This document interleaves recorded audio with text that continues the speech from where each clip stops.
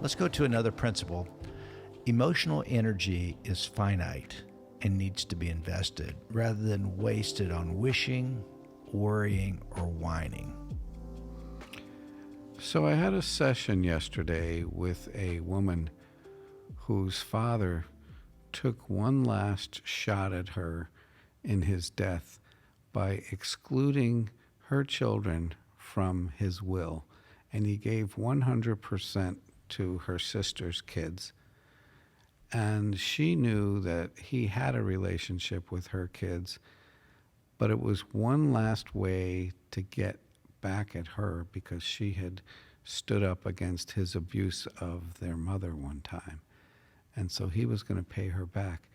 And she was so hurt by what he did, and very concerned that her kids would be so hurt too, because if you want to hurt a mother, one of the best ways you could do that is hurt her kids. Mm-hmm. And so one of the truths that I talked to her about was this truth that emotional energy is finite, and we only have so much of it to spend.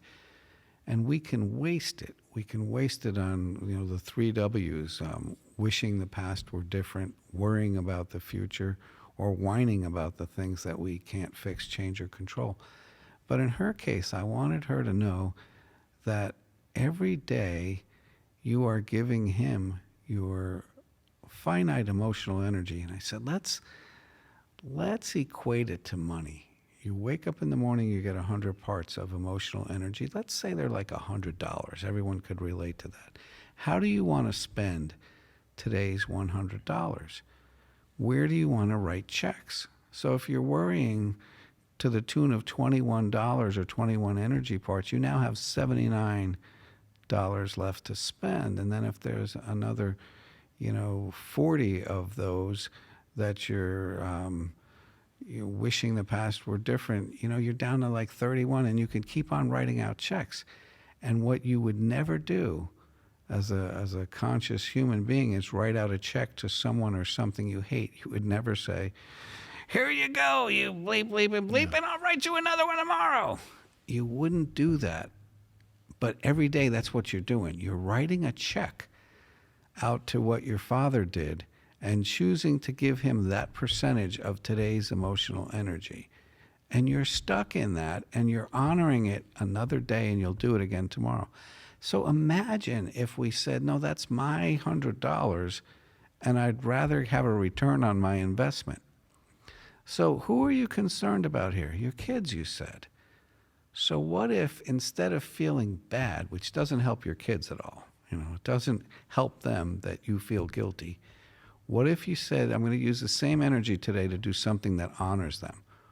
What if you created a scrapbook for each one of your kids that had photos from their entire lives, or would knit something, or spent time with your new granddaughter? You just told me you had a granddaughter. What if you take that same energy and reinvest it in something that has a yield, a positive yield? You know how powerful we are with our time? If I took 30 seconds out of my day and said, my life has totally been upgraded since I met you 6 months ago, and I just wanted to tell you that. Somebody's day is made, and invariably I'm going to get a text back that says, right back at you, or something like that, because we have the power to do things to make such a positive difference in the lives of others. And it doesn't take that much time or energy, but we could use that time out of our finite amount rather than, staying stuck in the worry and the anger and the negativity. I use also the same analogy with the people who work for me, and they work a variety of jobs. I want to work 3 jobs and work for you. So, you only have this much energy in a day. Yeah. And when you're done with me, you don't have any energy for there. And if you do have energy, then you didn't spend all your energy here. Yeah. And sometimes it's really tricky in today's society to try to be fair because, they have a variety of interests. But I do think that people should not waste.